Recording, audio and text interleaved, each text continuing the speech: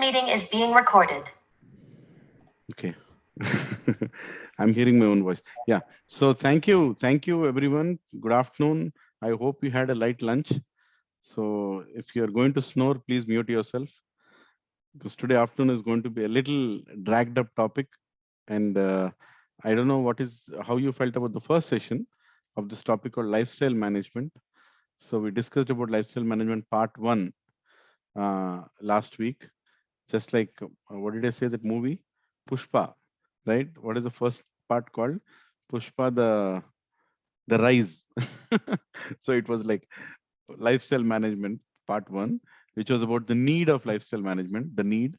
And lifestyle management part 2, which is what we're going to cover today, is the solution of that need, right? How are you going to solution that need? So before I go ahead and discuss the part 2, I wanted to get any feedback of what you felt. Did any of you think about what we discussed last week? Was it too heavy, or what did you feel about the session? Right? I mean, if any candid feedback, and you guys can open up your videos if that's okay with you, and share what do you remember about last time?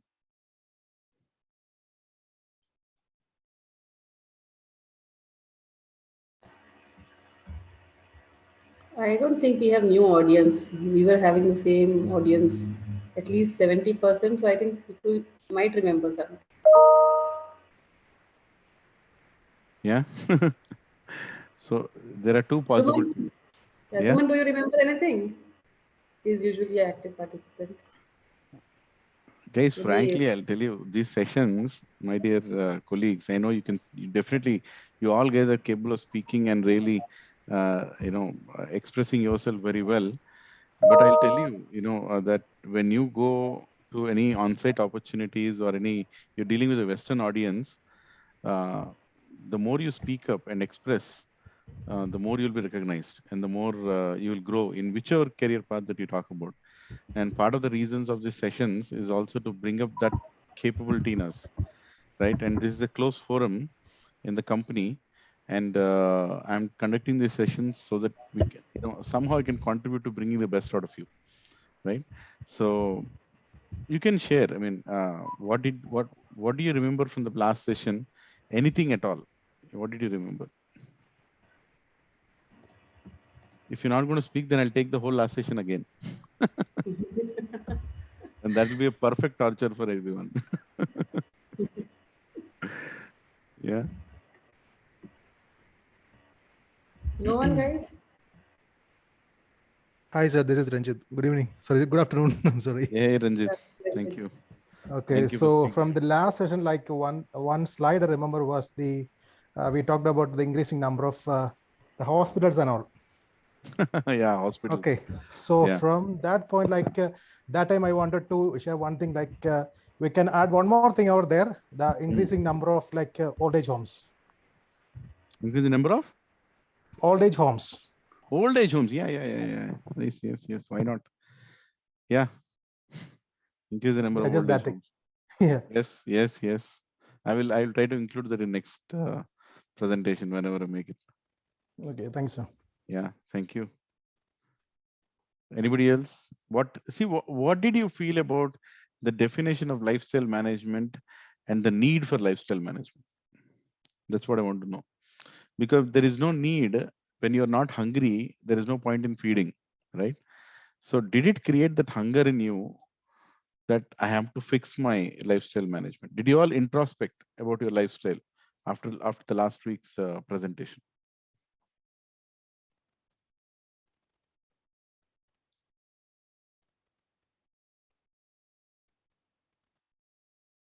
Really? My God.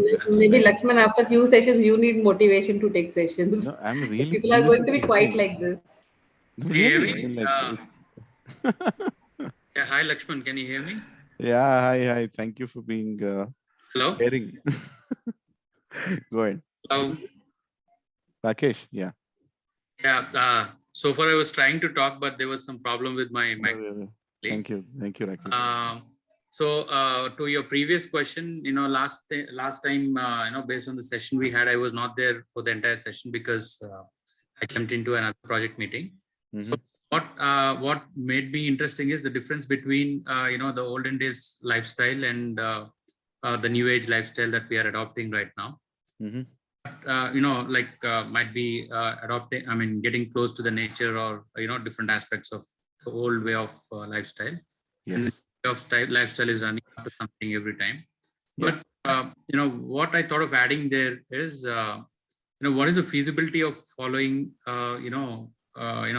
which has more advantages that we followed in olden days, basically. Yeah, The that's a good feasibility one. check, later I was thinking, I was discussing with my wife, because we both together. So we checked about the feasibility of that, but the feasibility is very less, basically. I mean, Yeah. based Yeah. on the current, new age scenario. So Correct. Correct. that's what I learned, basically, and Yeah. that's what I thought of expressing. Yeah. Yeah. Thank you. Thank you, Rakesh. So yeah. So we did talk about the old lifestyle versus the new lifestyle that people are aiming towards. Well, the goal is not to turn back the clock, right? The goal is not to turn back the clock, that we want to go back, right? I don't want to remove the cylinder from my house and get wood. You know what I'm saying? That's not the goal. I know cooking on wood is good, but doesn't mean that I shouldn't use the cylinder now, right? Like, or right now the technology we are using to do the seminar, it's a good thing. It's not that modern lifestyle has not given anything good, right? But there are some fundamentals that we cannot change irrespective of time, whether it is the past days or the current days, right? The current lifestyle, right? The fundamentals cannot change. That is something that I was trying to push towards. That fundamental meaning, good relationships, whether it's a past, olden age or the new age that we are in, the current generation. Good relationships are a most important thing. Actually, the most important thing for anyone, more than money, is good relationships in life. Understanding wife, good understanding children, parents, neighbors, friends, colleagues, right? So all this has to be nicely maintained, good relationships. So that should not be compromised. But unfortunately, as we are getting towards the modern way of living, we have less time for people and more time for objects, right? Like this stupid object that I'm going to hold now, this stupid object, right? I spend more time with this than with a person who is sitting in front of me, right? And often I see when two people are sitting down, even in a conference room, they're not speaking to each other. They're waiting for the third person to come. For example, there is a meeting, there is a business meeting, say the customer meeting, and you're waiting for the main customer guy to come, and some department people have come and the project team is sitting. I was shocked to see that instead of speaking, people are removing their mobiles and browsing it, or removing the laptops and typing something or sending emails, waiting for that one person to come, right? And then they speak about, I'm having a boring lifestyle, having a boring office, too worked up, too hectic. Well, when you deal most of your life with gadgets or laptops and not speak to people, then obviously you're not going to like your life, right? So that's about bringing the olden principles into the newer age, right? So that's what I was trying to tell, that we have to bring good relationships, good food, good time to sleep, right? Good health, and good habits and hobbies, right? Which we used to have, now we don't have. So that's why I was trying to show the past way of living and the current way of living and the current goals, right? Past goal was self-realization and simple living, but the current goal is more money, burn it more, earn it more, and you know try to make yourself more famous. But ultimately, the happiness is not coming. That's what I was trying to show. Right, exactly. Thanks for that. Yeah. So, like one of the statements, my own spiritual master, he says that in ancient times we used to love people and use things, right? We used to love people and use things, but in modern times we use people and love things. So it's a big difference, right? So, and that's why none of us are finding that happiness in whatever we do. And that's a fact to say, that many people are not liking their jobs. Many people are not liking their professions, vocations, because they're not loving people. They're loving things or loving positions or loving some material things, right? So lifestyle management is about bringing back the cream, bringing back the most important aspects of life and make ourselves happy. So whatever job you're doing, you can still do it with happiness. So as I said in the beginning, that lifestyle management goal is to make sure we correct our lifestyle in such a way that we enjoy our job also eventually, right? And we also lead a very well balanced life. So I'm not going to recap the whole thing, but because it's been a week and I haven't heard many responses of what we did last week, um, I'm just going to go through the slides once, right? Hardly 4 or I think 5 slides is something that we covered, and we can take it from there, right? Yeah. Okay. So you can see my screen.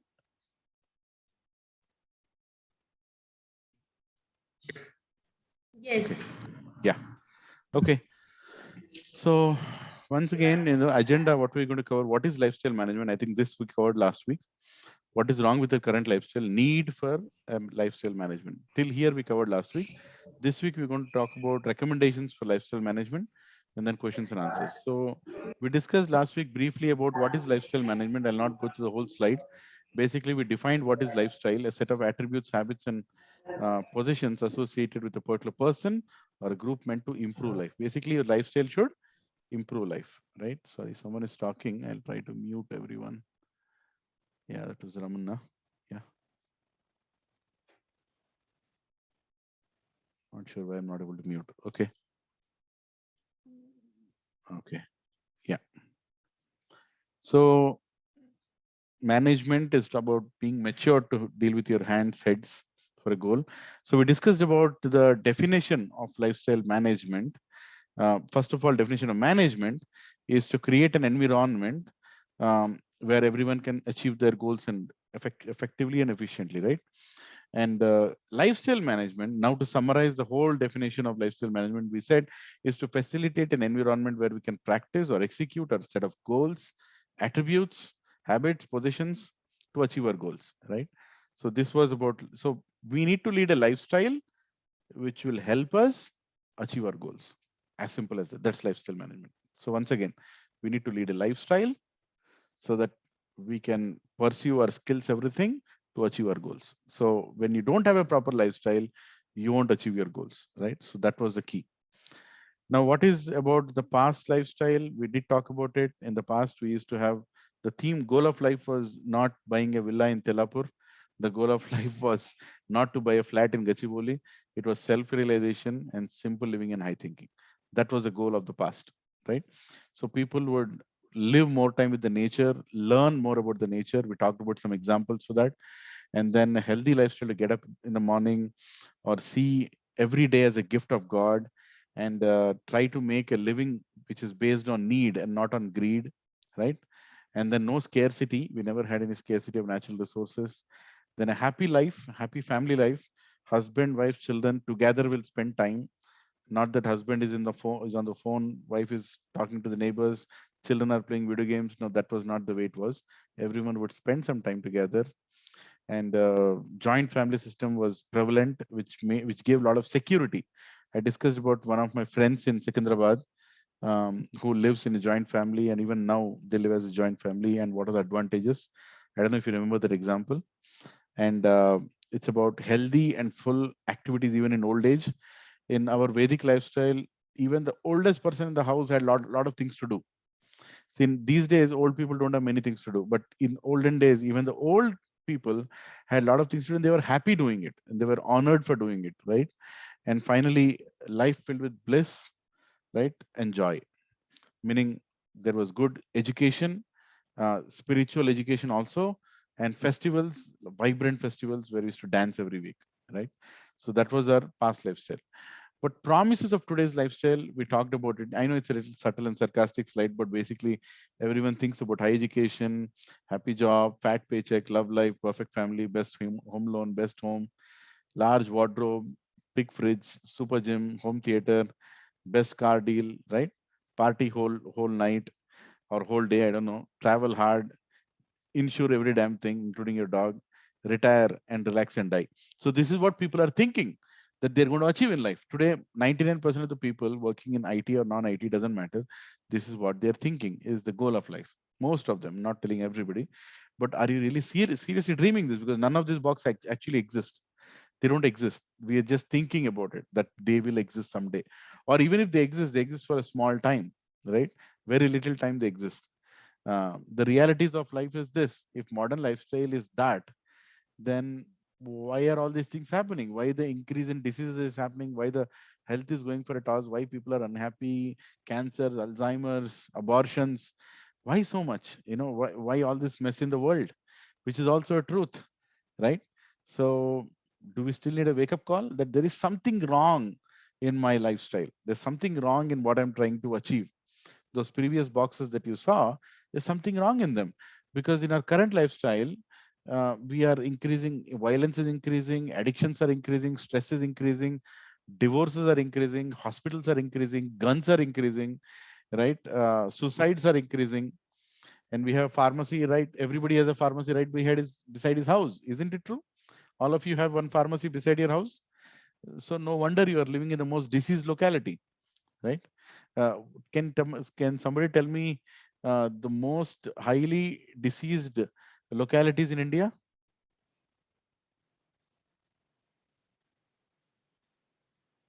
Hmm? The most highly Delhi, diseased localities in India. New Delhi. Simple, all the cities. What is there to discuss here, right? Where you call it Hyderabad, Secunderabad, Delhi, Calcutta, Bombay, Bangalore, because these are the places there are maximum hospitals. Do you see maximum hospitals in East Godavari? Do you see maximum hospitals in some interior of Bihar? You don't see that. You don't see maximum hospitals. I'll tell you one example. I remember this. So last time I didn't remember this. So I'll tell you this example that really happened with me. We all went on Char Dham Yatra. How many here went on Char Dham Yatra in India? Anybody? First of all, do you know what are the Char Dhams? It's a four temples connected Yeah, together, yeah. like Gangotri. Haridwar, Yeah, Rishikesh. it starts from Haridwar, and then you go up to Uttarakhand, and there you have Gangotri, Yamunotri, Kedarnath, Badrinath. These are called 4 Char Dhams, right? So I went to this Char Dham Yatra along with my friends, and it so happened that one of the persons in our group, we were switching hotel after hotel. So we were going to one place, staying in a hotel. The next day we travel and go to another place and stay in another hotel. So this person, he forgot his insulin, right? He's a sugar patient and he forgot his insulin. Now, a sugar patient who is taking insulin can't live without insulin. Insulin is very important, right? So he forgot his insulin, and uh, we had gone into we were on the way to, I think, on the way to Gangotri, somewhere near on the way to Gangotri. We stopped by there, and then he told, "Oh my God, I forgot my insulin." And we already traveled like 100 kilometers, and 100 kilometers in those ghats is equal to 700 kilometers here, because your bus goes like 30 speed, right? Here you can go at 130 speed. There your bus will go only at 30 speed. The valleys, and so we have to go literally 6 hours to get his insulin. And then I said, no, don't worry, we'll try to go and find insulin. And there were some towns, decent sized towns, not like villages, they were towns, so meaning they had medical shops and some medical shops. So then I went to this town, and then it's called Uttarkashi. That place is called Uttarkashi. I don't know the real name in the city name, but it's called Uttarkashi. Kashi in the North India, something like that. So I went there, and I was tried to struggle to find a medical shop. In the entire town, there were 2 medical shops. Can you imagine? In the entire town, and I'm not talking about 10 years back. I'm talking about like 4 years back, 4 or 5 years back. So in the entire town, there were 2 medical shops. And then I went to both the medical shops. And here is the most surprising thing. I asked them, do you have insulin? And you know what was the response? What is that? What is that? Who said that answer? Asta. Yeah, Yeah. Asta. Asa. The responses from the medical shop. Yeah, it was like, what is that? It is not that, they're not saying we don't have it. They said, what is it? Like that. So I mean, obviously the medical shop person also was not that well educated. They maybe the main person was not there, some other person was there in the shop, but still they don't know what is insulin. And then I asked, insulin वो जो sugar होता है, जो diabetic होते हैं वो लोग लेते हैं, diabetes वो क्या होता है? Can you believe it? In 2016, there is a place in India where nobody is diabetic. Nobody is diabetic, right? Guys, I want to ask a simple question to all of you. You want to have a fat paycheck of 7 lakhs per month, or do you want to have a healthy body? Decide. Or a place where you will not have health problems. Just think about it, right? And how many of you think that money can fix your health? Hmm? Is there anybody on the call who thinks money can fix your health? Can health fix money? Yes. Yes, it can, right? It can. But can money fix health? No. See, these fundamentals are not taught in our education, right? When we are growing up, these fundamentals are not taught. We are only told, pad, get a job, go abroad or make some dollars, make some Indian rupees, buy a big house. But nobody's speaking about health. Because that is like taken for granted, unfortunately taken for granted. But here is example of me in this part of India where there is no insulin.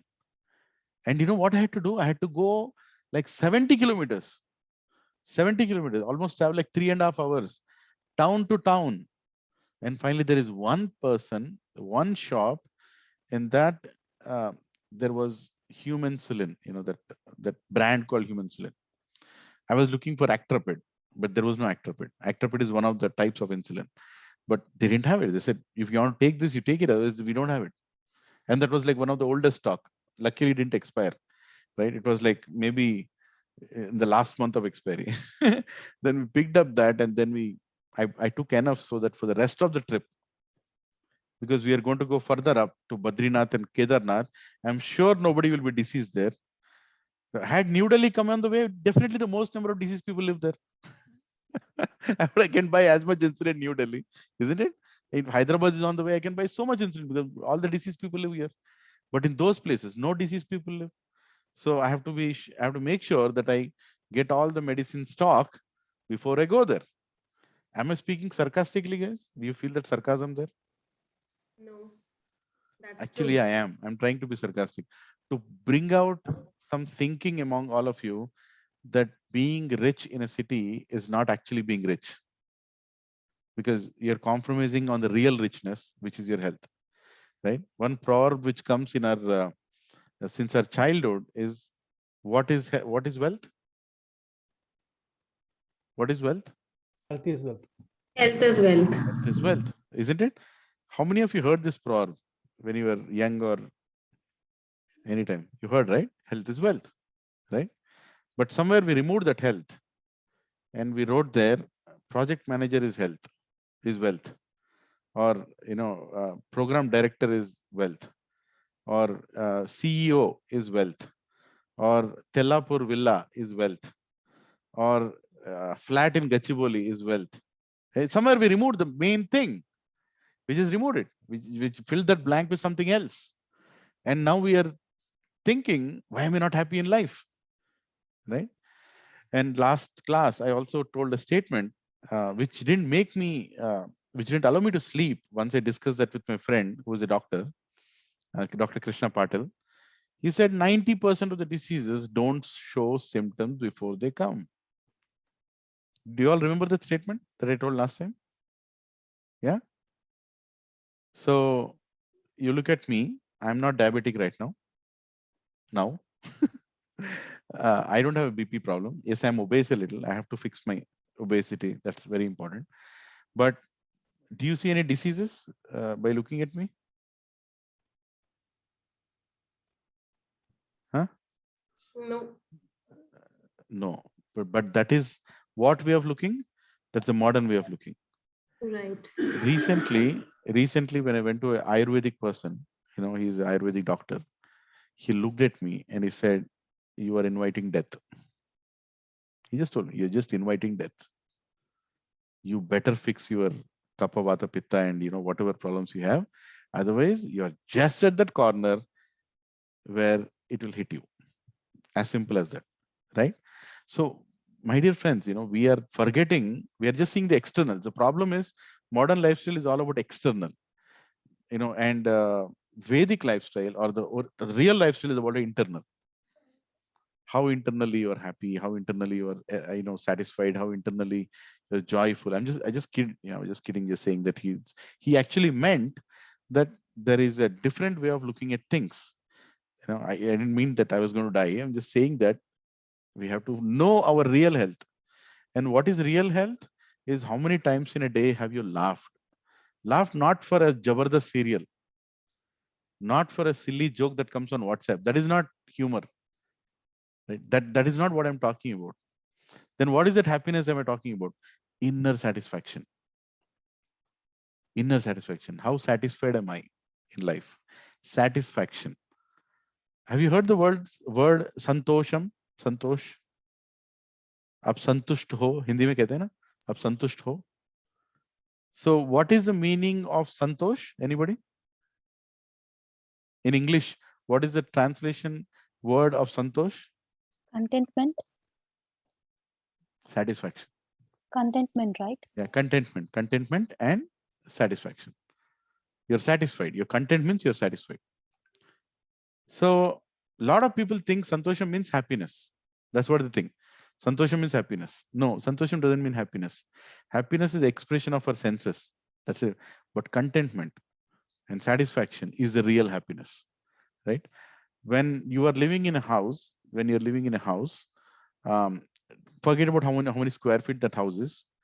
There is a tower of big building coming beside your house, which has duplex flats and huge balconies and a big swimming pool and a clubhouse and a running track and a whatever gymnasium, everything.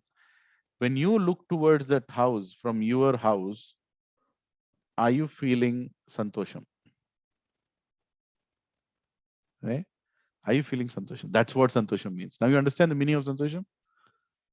Are you happy? Are you happy with where you are? That is what gives satisfaction. When you look at your friends' profiles in LinkedIn, when you're 20 years old, okay, when you're 30 and 40, and when you're 45, you look at your friends' profiles in LinkedIn, and then you see that somebody is director in Infosys, and somebody is, president in Microsoft, and somebody is, a big CEO of a big multinational. And are you feeling santosham? You getting my point, guys? No, you're not. Yes, sir. Yeah. Are you feeling Yeah. santosham? Meaning, are you content and happy? That is the happiness that people in the ancient times had. You all getting? Yeah. And when we get that happiness in today's day and time, though we are earning less or though we are earning more, or though we are in a multinational or we are in a small company, we'll be happy. We'll have good health. We'll have good health. And good health comes from contentment, from satisfaction in life. Are you all with me so far? Yes. Okay. Okay. So let's go to the slides back. So here is where we land, right, with the current lifestyle and modern intelligent living or foolish dying, right? So work like a dog, go abroad, have passports, have free sex, parties, relationships, whatever, right? And feel protected by having so many pills and die young, right? Just die young. How does it matter, right? So is that what we are aiming for? No, I don't think so. I don't think we are aiming for this. But just when we want to think, we have so many media channels and everything coming and doing a propaganda, not allowing us to think, right? Not allowing us to think. That is a problem. Can you do one act, just for for humor's sake? I'm asking all of you. What is that one act you can do in your colony, which will make 50% of your, no, not 50%, 50% is quite less, 80% of your colony people mad? Think about doing that one act, which will make 80% of your colony people go into depression. Always try to be like happy and like self-content. They're like, how come this person is always free from tension, looking smile, looking with smile and all that. That will irritate the other person, in fact. Yeah.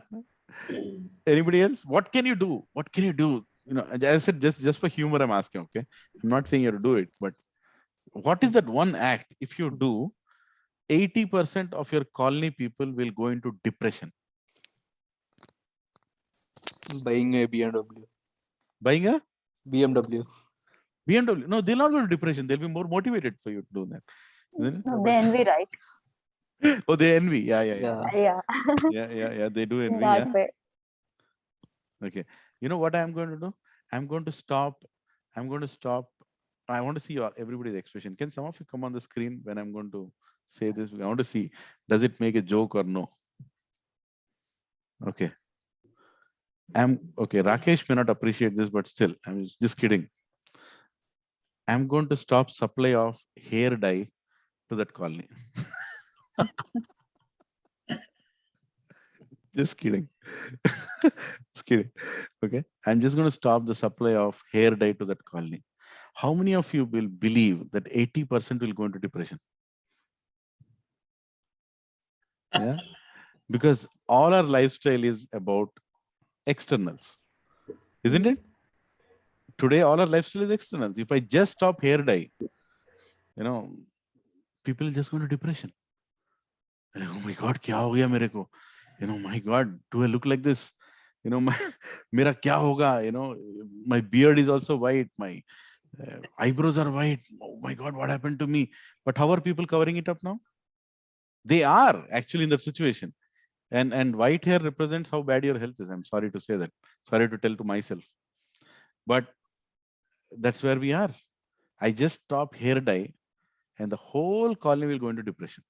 Apollo hospitals have full admission of mentally disturbed people. That is our situation. Lakshman, I have a doubt here. Yeah, So, go ahead. I don't understand your last point. I mean, having white hair resembles that our health is bad? Yes. There are a lot of Ayurvedic explanation is there is a lot of deficiency in your body. Things are not going right. Yeah. Okay. It does. But unfortunately, it's not explained properly. But people with good health and good immunity, their hair is not going to go gray that fast. Something got messed up in their life. Things are going. See, these days, even children at the age of 14 are getting white hair. Right? All that is You say mental illness or any type of illness? Most important is mental. So, Because that ultimately reflects into your physical.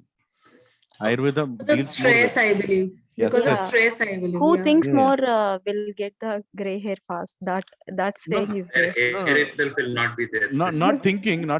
Thinking is a good thing. If you don't It's think, not then overthinking. yeah. No, even I'd say not overthinking, but thinking about the wrong things. Oh, Right? Thinking about the maybe. wrong things. Have you observed one thing? More than this lifestyle management, the topic about hair seems to be much more interesting, and I can see active participation on that. Swati, I have no questions here, but when white hair concept came, so even though I don't have hair, this less hair as having lot of white hair. Boy, I know, Rakesh, I'll tell you, there is a friend of mine. I hope he'll not listen to the lecture. His biggest depression is he lost, hair at a very young age. Biggest depression. And now his biggest, struggle is to find the right wig. I tell him, guys, you're looking absolutely cool. Hair is not actually in a Vedic culture. We never keep our hair. You know that in Vedic culture, men would never keep hair. They Why? shave Because it hair off, is a yeah. distraction. Hair is a distraction for somebody who thinks intelligent. It's like it's bodily conception of life. When you think more about your body, not the soul, you grow a lot of hair. But people who think about the soul, they don't want any distractions. They just remove the hair, right? So anyway, it's a different topic. It's not a topic about hair. But all I'm trying to tell is how external people are these days, right? How external conscious people are these days. So nobody's thinking internal. Like simply with some changes in things, they go into depression, literally go into depression, right? So now let's come back to the presentation of the solutions for lifestyle management. So I know this slide was a little heavy. Real questions to ask: why are these people are crying? If you remember this slide, right? All the software engineers who almost looks like us, right? This person Saurabh, maybe I look a little like him, I don't know, but they almost look like us, but something went wrong, right? And last week we stopped our presentation here saying who is the person who killed all these people? Who is the person? What is the main reason for their dying so young, right? And the answer was lifestyle, right? And someone answered also correctly, lifestyle, right? So question is lifestyle management today a needed topic, an important topic? Yes, it is. So now we are going to talk about how do we fix this lifestyle, right? So we'll start from there here today. So how to correct our lifestyle, right? So I'm going to show two examples and then I'm going to ask you a question. Okay. So first, we all get disease and infections, right? So you got this boils. I don't know if somebody got such big boils, but people get boils. And how do you cure them? Maybe bust them or wash the face or put the face packs, right? That's one of the solution, Lakshman, your right? screen is not visible. Yeah, sorry, my screen is not visible. To It me, is it's not No, visible. it there. is visible. It is Oh, visible. it is visible. Then it might be issue Yeah, from my end. yeah.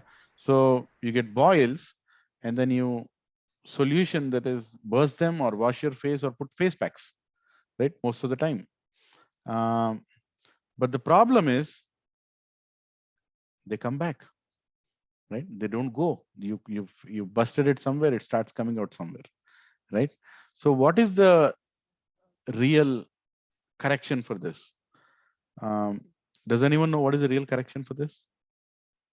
Correct from inside, like takes cooling substance, like There's cooling something, foods. Food, yeah, related food. yeah. Your blood might be infected, isn't it? Your blood Yeah. might be infected, or there is some energy inside your body which is finding it difficult to stay there. Something is just coming out. So Ayurvedic per se, your kapha vata pitta is not, your air, water, fire in the body is not perfectly situated like that. Now let me ask another example, right? So there is so much pollution in the environment, too much pollution of air, too much pollution of water, food, everything is polluted. Now how do you correct this? I will go and I'll try to ban some big companies who are having mass production, right? They're doing mass production. You don't need so many chimneys, but you're producing so many things in mass. So that's the reason, this is happening. Or I'll go ahead and clean it. Swachh Bharat.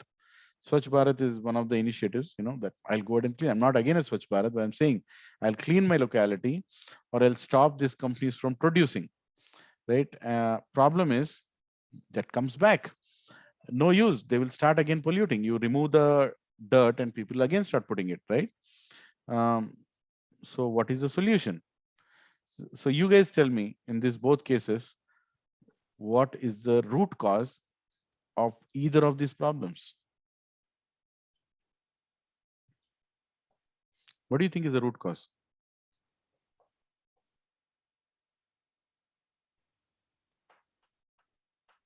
Food. What is it? Food. Yeah, for the first one, yeah, food, right? For Our whatever you're habits. eating. Yeah. Our habits. Habits, yes. Needs. Sorry, what was that? So I'm saying that it is need. we are expecting beyond what is required. We are expecting more. So, Yeah, that was very close. So the first one is simple: infection in blood. Right? When there is infection in blood, you get boils. You don't get boils because something is attacking from outside. When something is attacking from inside, you get boils. And there is so much pollution, and the root cause of so much pollution is what? Human greed. greed, yeah. Simple. Your greed. You want to accumulate too many things, and that is the reason companies are producing it. If you Yeah. don't want to accumulate too many things, why would companies produce it? Isn't it? You Now, just if take how we much is needed. stop using those products, obviously the production would be come down. Yeah, one is stop using it. Second is stop accumulating it. Right? I'll tell you, there are so much. Why the consumption in America is so high? I don't know how many of you have traveled to US or any of the Western countries. People buy so much in bulk. Have you seen that anywhere? Buying so much in bulk, like, literally, I'll buy, like 20, a box of pens, right? A box of pens. I'll not buy one pen. I'll buy like a box of pens, or I'll buy, like 10 bags of rice, or I'll buy, some people who eat eggs. I'll buy like 5 crates of eggs. Have you seen somebody carrying 5 crates of eggs? Yes, these days it's a common sight. You see many people, they take so many eggs as if eggs are going to go extinct from the planet, right? They'll take so many eggs as if, like crazy over accumulation, greed. That I don't know if it will be there tomorrow or not. I better have it now, right? Whereas if you really go back a little, I'm not talking about like age-old history. I'm talking about 20 years back in India. 20 years back, when the supermarkets didn't exist, when this big so-called retail stores didn't exist, big retail stores, right? Like D-Mart and all these guys did not exist. Where we used to buy things from? Kirana shops. Kirana shop, right? Provisional stores. Provisional stores. And we used to take one basket from our house, one little basket from our house, and get your things, right? Get your grocery for how many days? 3 days, 4 days, max. Max 3 days, 4 days. You would not get grocery for 1 month or for more than a week. Never. Would just go get how much is needed and keep that in the house, use it, and never throw things. We'd never throw cooked food or uncooked food. We'd never throw. It will always be there because we never overcooked and never overbought. But now what is happening? We are buying so much and wasting more. Right? Like I want one toothpaste. So there is a pack of 10 toothpaste. So if I buy 10 toothpaste, 2 rupees cheap. So why don't I save money by buying 10? So you land up buying so many, right? And another thing I'll tell you, my friend was telling me that recently he was shifting his house in US. And when he was shifting, he was removing his clothes and putting them into boxes. And he didn't realize that he had so many clothes which he never used. He had so many clothes which he never even remembers that he bought. Right? I mean, just buy it because there is a sale. There is a sale. Oh, I'll go buy 7 shirts or 4 pants or 3 shoes or 2 belts or 5, 20 saris or 10 salwar kameez. There is a sale, right? And then I use few, and some of them somehow sneak behind that pile of clothes, and you never knew that you bought them, and they just remain there, or you don't use them enough, and you feel that it's too many, too outdated. I think I bought 10, so I only like 2, so I'll keep using those 2. The remaining 8 I'll not use. You know what I'm saying? Because you have 10. But in earlier days, I remember, I'm sure some of you who are in your 40s, that on a festival, we would buy 1 pair of clothes. Sankranti 1 pair, Ugadi 1 pair, birthday 1 pair, Deepavali 1 pair, right? This was our buying, and I had like maybe 7 or 8 pairs of clothes. That's it. Then 7 or 8 was more. 7 or 8 was really more. Like people only had like 4 or 5. Prabhuji, I will take only 4 pairs per year. Yeah, and we used to wear those nicely. We used to take care of them nicely. Make sure that they're not torn off, and they are nicely kept. See, guys, I'm not telling spending more is bad. I'm just saying spending uncountedly is human greed. And what this human greed does is it makes the factories to produce more, exploiting your natural resources more, right? Exploiting everything more, and results in pollution. You all tell me, if government puts a rule, that no car can be driven unless there are 4 people in it. I'm just coming, I'm not saying it's practical or no. If they put a rule that no car can be driven on the road without 4 people in it, don't you think it will decrease pollution? It will. Because so many people today drive big cars and there's only one person sitting in it, right? So many buses are going empty. So many, we are just polluting because of human greed. This is me, mine, right? So there is a story of this truck carrying bags of rice, and suddenly one bag falls down, right? One bag falls, right? And then it just bursts out and some rice comes out. So then a bird comes, it takes 2-3 rice grains and it flies away. Then a monkey comes, and it takes one fistful of grain and it runs away. And then guess who comes? We humans. Obviously, man. A man will come, man or woman, right? A human being will come, and what will he take? Try to take whole the truck. Whole bag. He'll take the whole bag. He doesn't want to care, about others. He's like, he can also take this much and go home. No. He'll take the whole bag. Why do I care about others? I got this bag. This bag is mine. Right? So that is called human greed. That is called human greed, where there is no limit to, your desires, right? So there is a saying that says, God has created enough for everyone's need. God has created enough for everyone's need.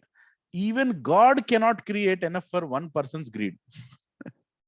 Even God cannot create enough for even one person's greed, right? So that's the reality, right? So that is what is creating the pollution. Don't blame the Walmarts.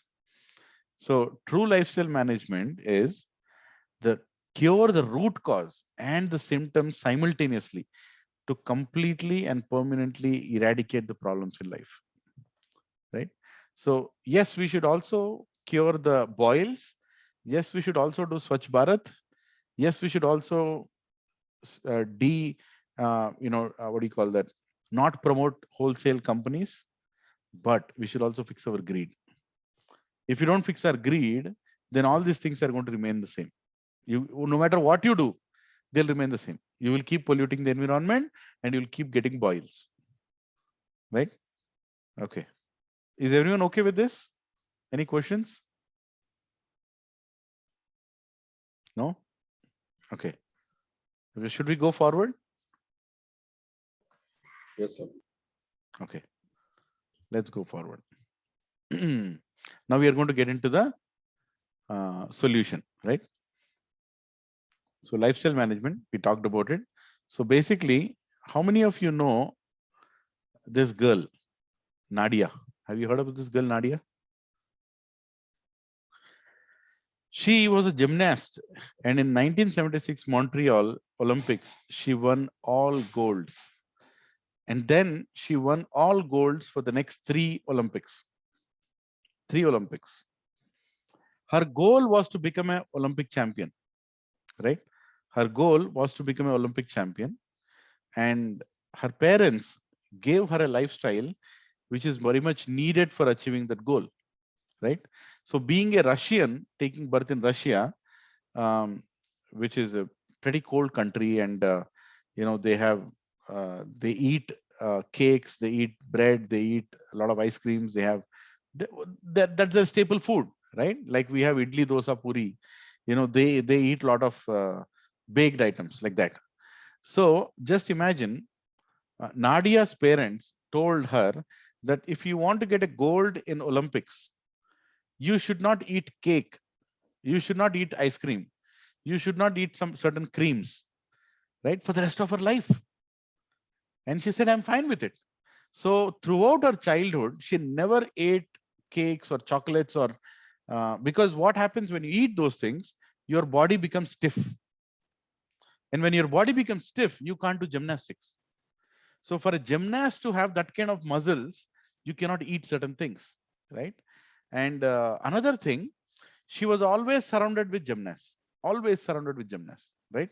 Wherever Nadia's classmates were gymnasts, her flatmates were gymnasts, her neighbors were gymnasts, everybody gymnastic, and her coach. And so very important to have that environment, a goal, and also certain decisions, hard decisions in life, to make sure that you have the right food to achieve that, right? And after all that sacrifices, she actually won the Olympics. And you can go to YouTube and see Nadia, Nadia's what do you call that, performance in Olympics. And even till date, nobody could beat her in terms of her numbers. Perfect tens, they call it perfect 10, 10, 10, 10, 10. In all the 4 acts of gymnasts, 10, 10, 10, 10. And next Olympics after 4 years, 10, 10, 10, 10. And the next Olympics, 10, 10, 10. It's impossible. Nobody got it. But she could do it only because she was very, very focused on her goal. And most importantly, according to the goal, she determined her lifestyle. Are you all with me? Yeah? Yes. According to your goal, you need to have that lifestyle. You can't just say that, oh, I have this goal, and then you don't have a lifestyle that supports it, right? Another example is this person, Stephen Venables. He, without oxygen, climbed Mount Everest in 1988 without oxygen, which is impossible. But he wanted to achieve that, and he did it. And how he did it? He practiced for years and years to climb, high altitudes without oxygen. And he sacrificed so many things, in order to have that kind of body, which will not necessitate oxygen. And what to speak of our armed forces? Have you seen armed forces in Secunderabad or in other areas of the city like Langara House or near Narsingi? Have you seen armed forces anytime jogging on the road in the morning times?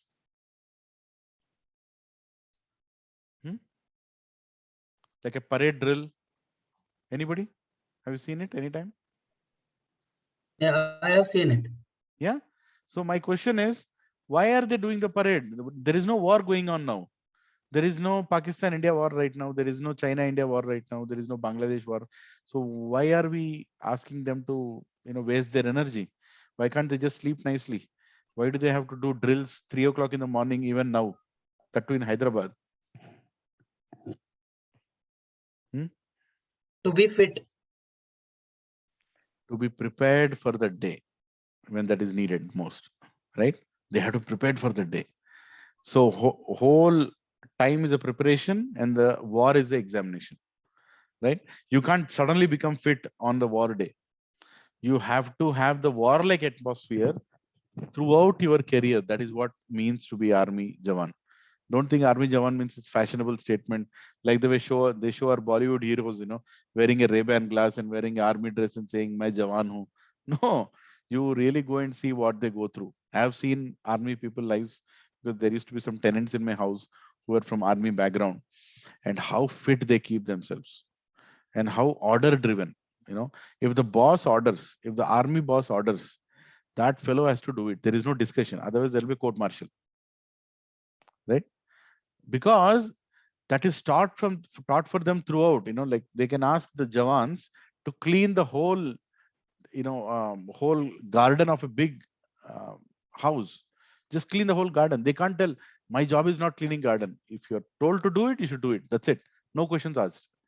Why this was taught? Because on the war field, when the captain says or the major says shoot, or they say jump, or go and go from this side and attack, there is no discussion. There is no discussion. They have to follow the orders, and that is taught even when they are not doing the war. Right? That is that is how the lifestyle is, so that they can prepare for the goal. Now, I also want to speak about this person whose 125th anniversary was celebrated even by the Prime Minister of India. His name is A.C. Bhaktivedanta Swami Prabhupada. He's one of my very inspiring, great acharyas. Now, he led an entire life preparing with the lifestyle so he can achieve the best at the last of his age, right? So at the age of 80, he traveled to America and he started speaking and distributing spiritual knowledge. He could not have achieved that if his entire life was not prepared for that. You know what I'm saying? From the age of 10, from the age of 15, from the age of 20, 25, 30, he was preparing. He was preparing himself to go to the Western countries and teach them about Bhagavad Gita, about Bhagavatam, about Indian culture, about the Vedic knowledge. Vedic knowledge is not Indian knowledge. It's the whole world's knowledge. Ayurveda, is it Indian? Is Ayurveda Indian, my friends? No, Ayurveda is not Indian. Ayurveda is applicable even for an American, right? Same way Vedas are applicable for the whole world. So he was teaching them, but he did not achieve just like that. He did not wake up at a 70-year-old and said, okay, in 10 years, I'll travel to India, I'll travel to the West and I'll try to distribute this knowledge. His entire life was a preparation. His entire life was a preparation, a lifestyle that he led, living in the pilgrimages like Vrindavan, Mathura, and then, discussing with saints, learning everything. And finally, when the right time came, he went ahead and established a great organization called ISKCON, which a lot of us know, International Society for Krishna Consciousness, which has more than thousands of temples now around the world. And there are so many great saints, similar like him, right, who are leading a life, full of austerity to achieve a certain goal.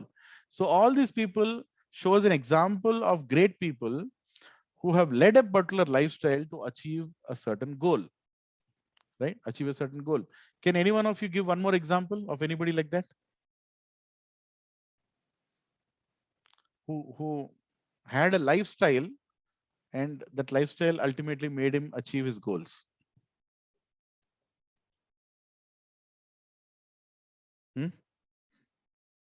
Can you think of anyone?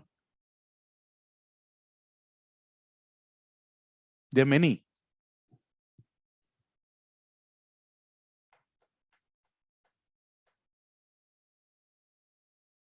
No? No examples? Come on, guys, think about it.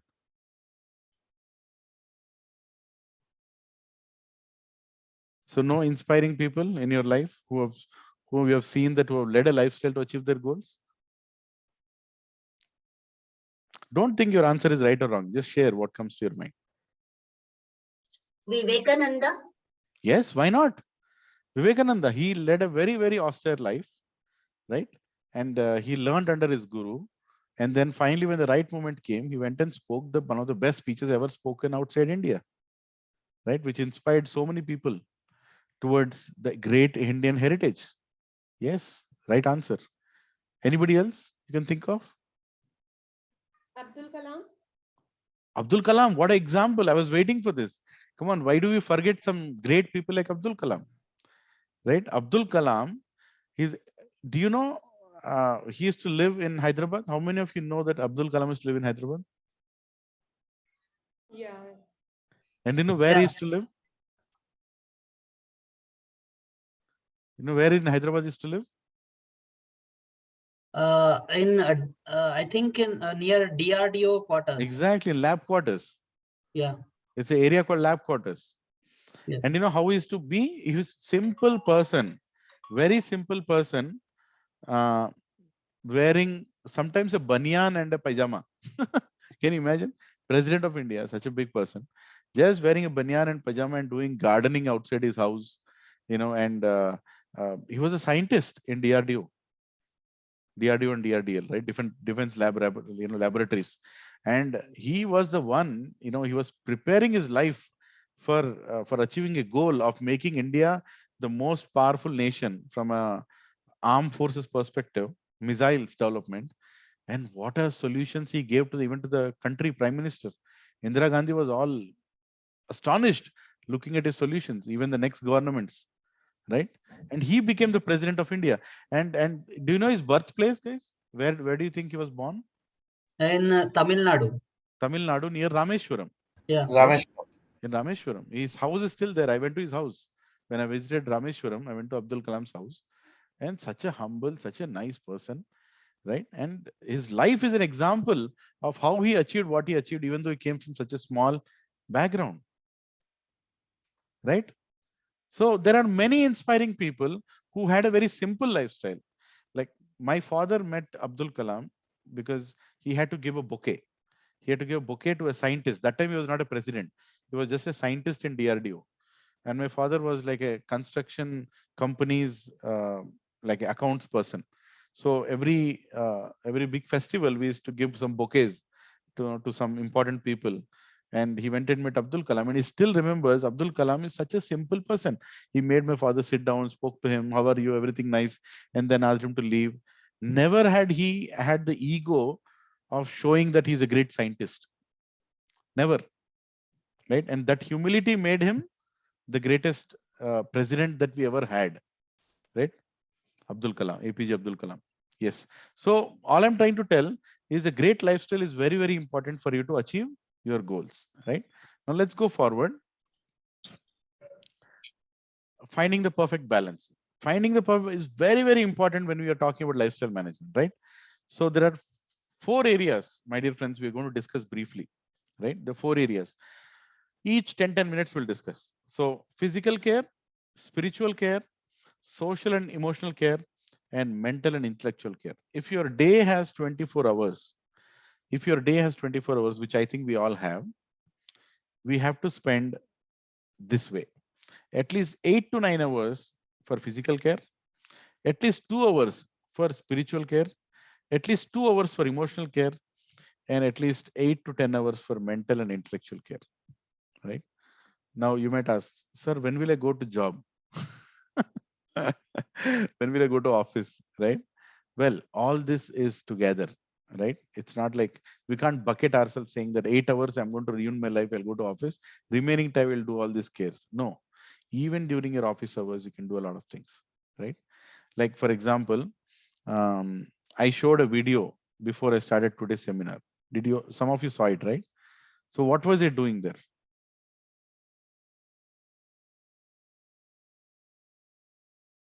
Anybody? What was it doing in the video?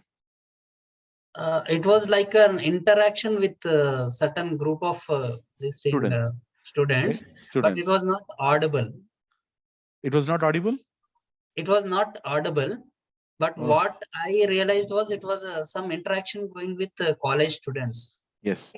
So as part of my social service, right? As part of my social service, I conduct seminars in colleges and universities and offices, right? Right now also I'm doing this just because I like it, because I want to help people make certain decisions in life, right? And I also attend them. I also attend wherever I get inspiring talks, right? So this is also a service. So this comes in social care, you know, the social bracket that you see here, social and emotional care. This is where it comes, right? So it's very important. We also have some time in a day, sometimes if not every day, certain day in a week for some time where we do some social service activities.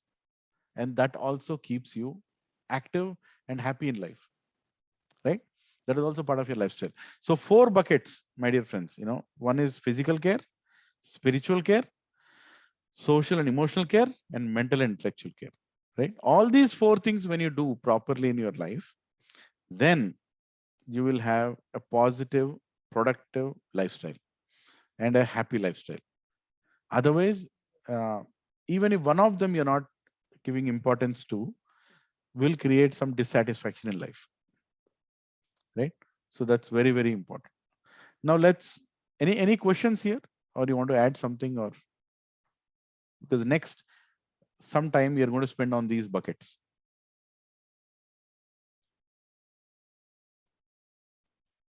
Yeah, you okay with this broad categories that we're going to discuss?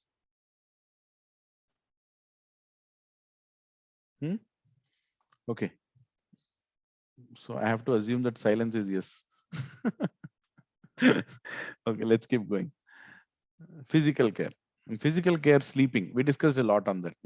Very important. We have the right time to sleep.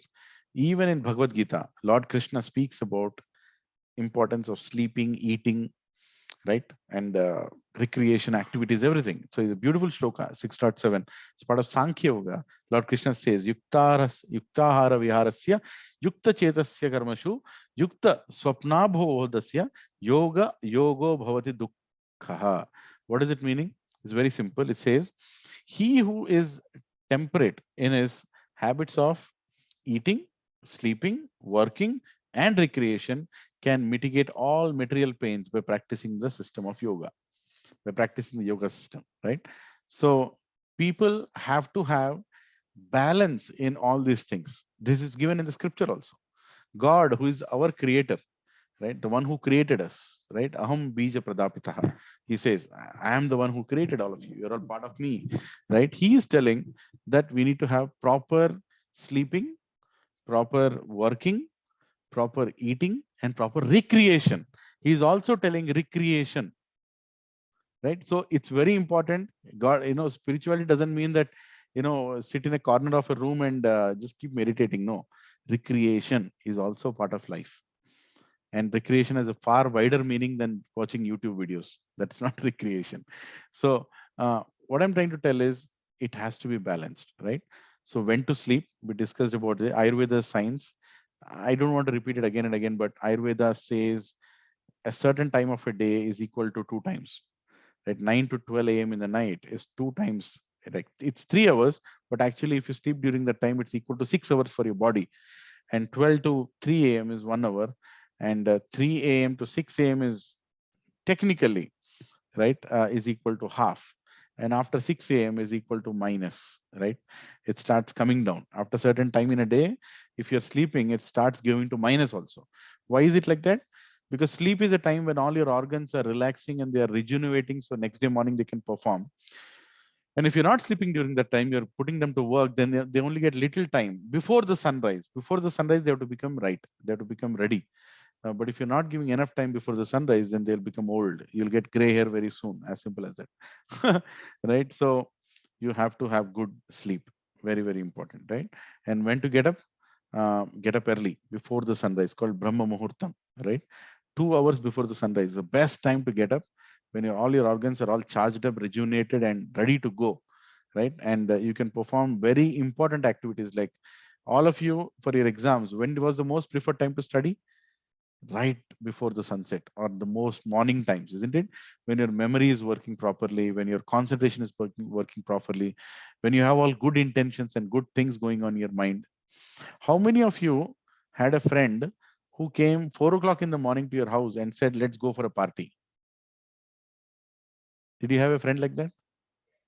4 o'clock in the morning, he brought a bottle of whiskey and he said, let's drink. Or a bottle of vodka. Have you seen anybody doing that? 4 o'clock in the morning? No.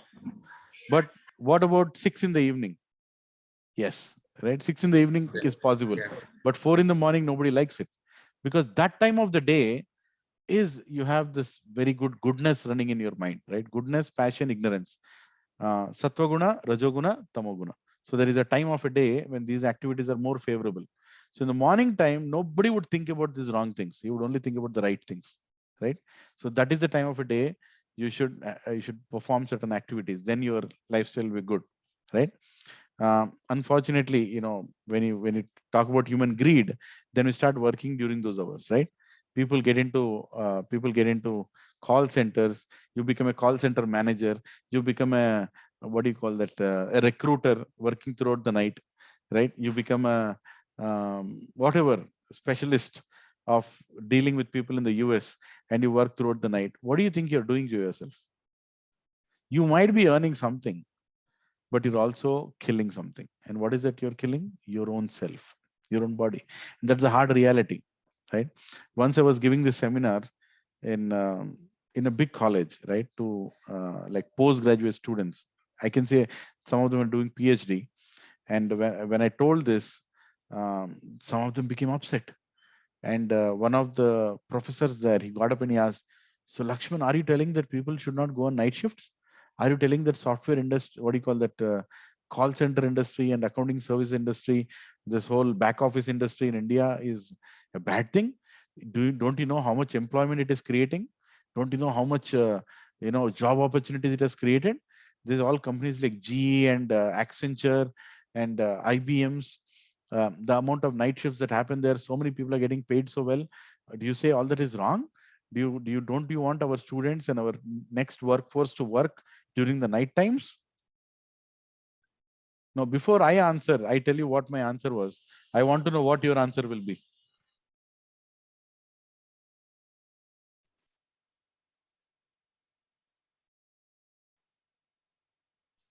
What do you feel? What do you think your answer will be? I'm not telling if you support it, I'll object it. I just want to know what's in your mind.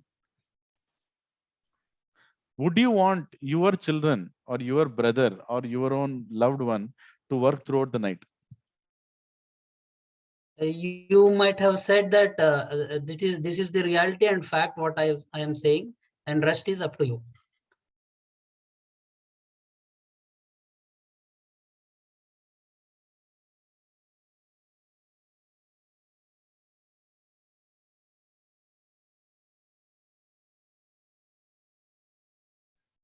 Lakshman sir, you are on mute.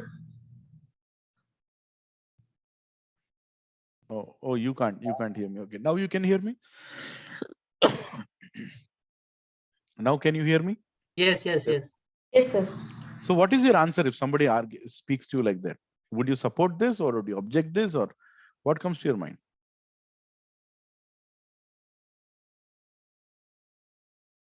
You have a brother and the only job he got is in GE and he's working throughout the night. What do you want to tell him? I'll tell you, it's a very difficult question to answer. But if you're really his well-wisher, then you'll tell, go sell idli and dosha in the morning in some junction than work in GE throughout the night and kill your body. Simple, right? That is better. Because if you work in the nights and you are going against your biological cycle, my dear friends, you are going to ruin your health. There is no exception to that. Tomorrow you cannot blame anybody for what you have done, right? Sir, sorry to disturb. Yes, Ravindra. My cousin, his age is 35 years old, sir. He worked for Inadu Srikakulam for at least 12 years, only working in night shifts, and suddenly passed away, sir. Suddenly gone? He passed away in 3 months back. Sorry. At the age of 34 years. Yeah. His It's a health sorry was story. It's a sorry He story. doesn't have headache, sir. He doesn't have fever during his lifetime. Only thing is, because of night duties, suddenly there is some stroke in his brain and he died. Oh my God. Just now, sir, giving an example to your situation, sir.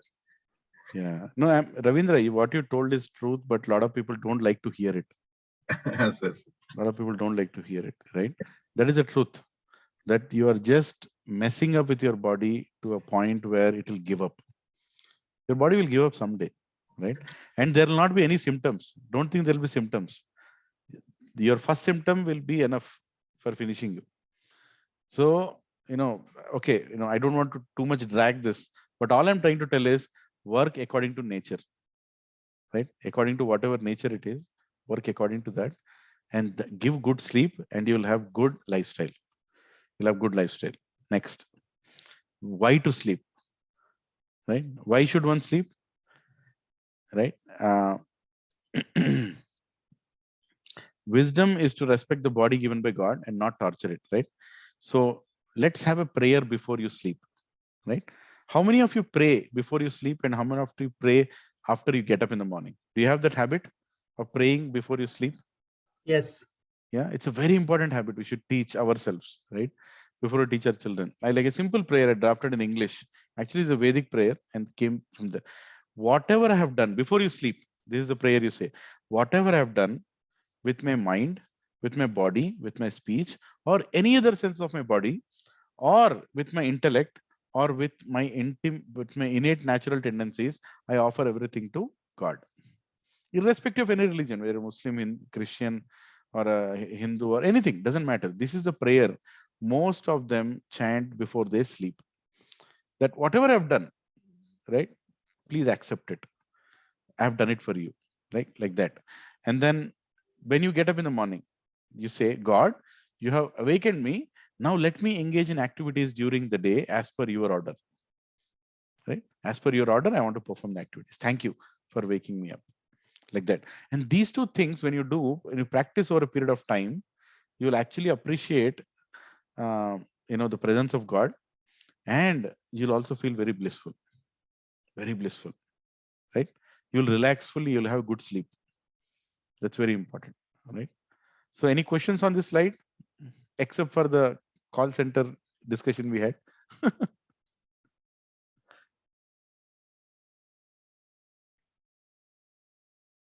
I'm sure a lot of you want to discuss, but I don't know why you're not discussing, but that's okay. Because I know that you all can speak up and you'll have your point of views, right? Okay, let's keep going next. So we talked about sleep, physical care. What is the next one? Eating, right? So what should we eat? What we should not eat? Big topic in itself.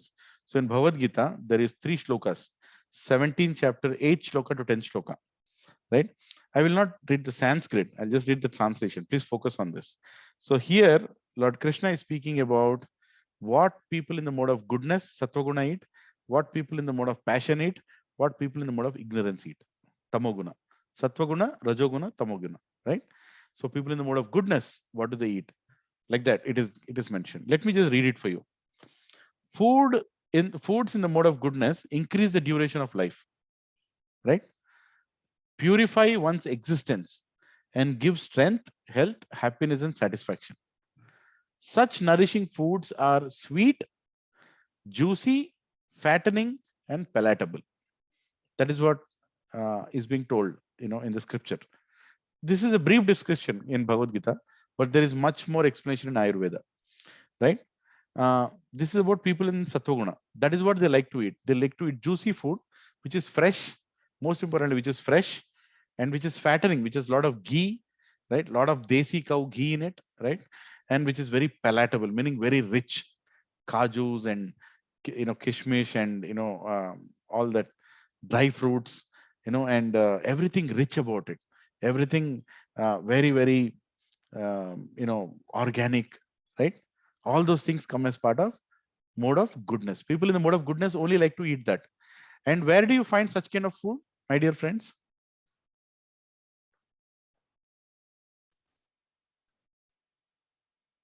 In Anybody? Domino's. In Domino's? Really? I'm just kidding. Yeah, I'll tell you one place where you'll find this food and everybody will agree. Before I say, can you tell me that place? Prashadam. Prashadam, okay. In temples, you'll find it. Yeah. In holy places, you'll find it. Even little they give, it has all those qualities. Let's be even more local. Where do you find it? Villages? Yeah, what was that? In villages. In villages, yes.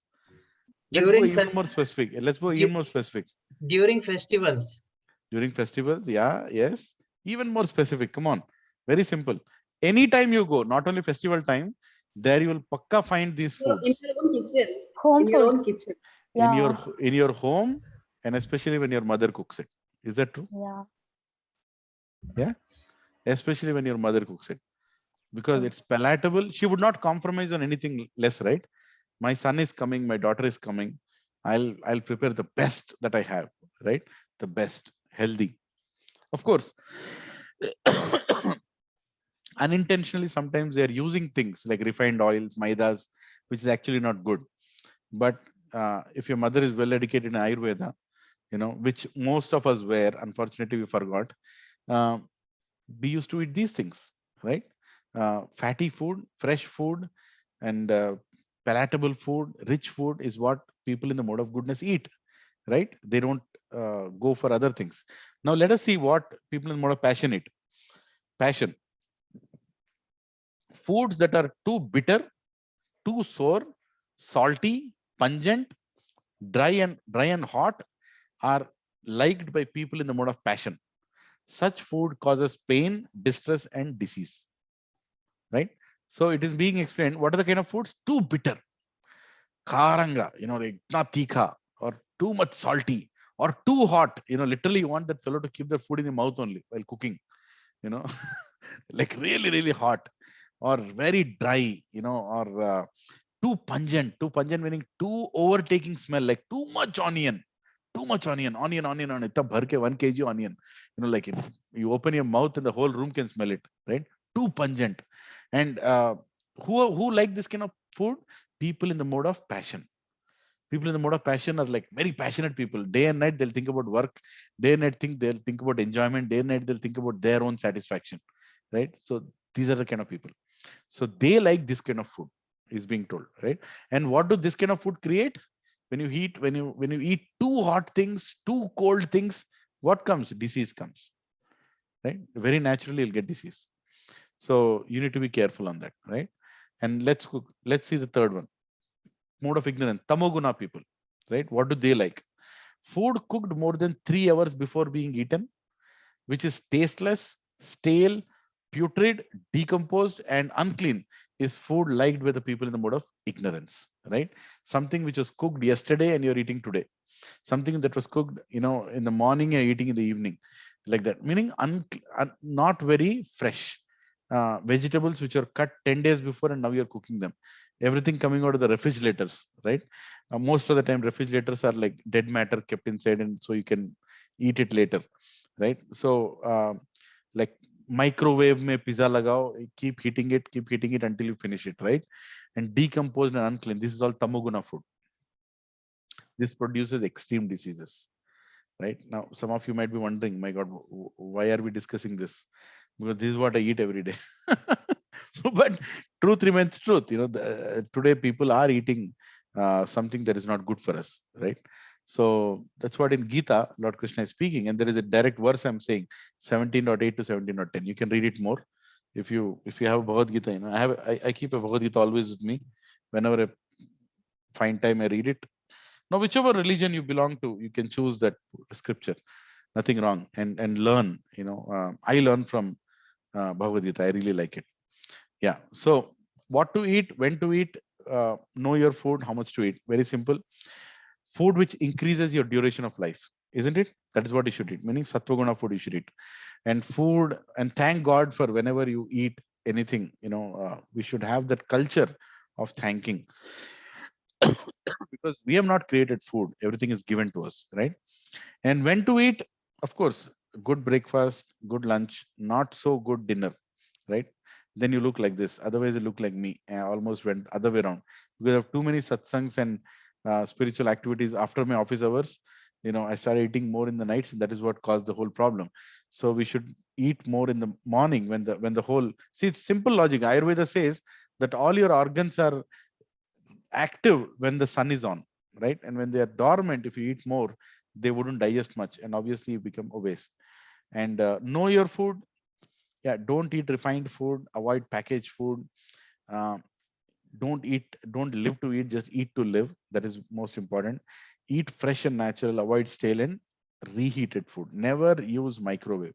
How many of you have microwaves in your house? Please donate it to somebody. Actually, don't donate it, just throw it in the trash, because that is one instrument which has ruined so many people's lives, right? Unknowingly. It was introduced in our advertisements as the most healthiest thing to have, isn't it? Healthy food, healthy oil, healthy microwave. Do you remember the advertisements? Sometime in early 90s is when the microwaves entered the market. It became a big prestigious thing to have a microwave. But surprisingly, I have stopped using microwave for 15 years now. Actually, a little more than that. And surprisingly, I heat the same thing on a pan. It takes almost the same time. In 5 minutes, you can heat even in a pan than a microwave. But a microwave literally kills everything. If you boil milk in microwave, that child will pakka get cancer sometime in his life. I'm telling you, it's so dangerous. And people boil milk and give it to children in a microwave, which literally busts all the molecules and creates dead food out of the food, right? So never use microwave. So some things like that we should avoid, right? So then how much to eat? 50% of your stomach, right? It's a very difficult thing to follow. I myself struggle on that, but that is how much we should eat. 50% of our stomach. Our hunger is gone, stop it there. And then have 25% of water, not immediately after eating, either before or 1 hour later. And then 25% keep it empty. So there is some space for digestion, right? So this is how Ayurveda explains what you should eat. Now here is one very funny thing, in traditional and modern. In traditional days, we used to eat inside and pass outside. In modern days, can anyone read it? We eat outside and pass inside, right? Our toilets have come into our bedrooms. Our toilets have come in beside the kitchen, right? So we are eating all dirt outside, coming home and putting it in the house, right? But in olden days, we would eat inside our house and we would keep the toilets right away. In villages, you would see the toilets like 50 meters away from the house. And that was our clean lifestyle that we used to lead. Anyways, yeah, so that was about eating, right? Now let's quickly go about exercise. Yes, we don't have to run too much. It's not good. Ayurveda doesn't say jogging is very good. It just says stretch your body, do some pranayama, keep yourself fit, right? Because actually it's a misconception that people do a lot of running.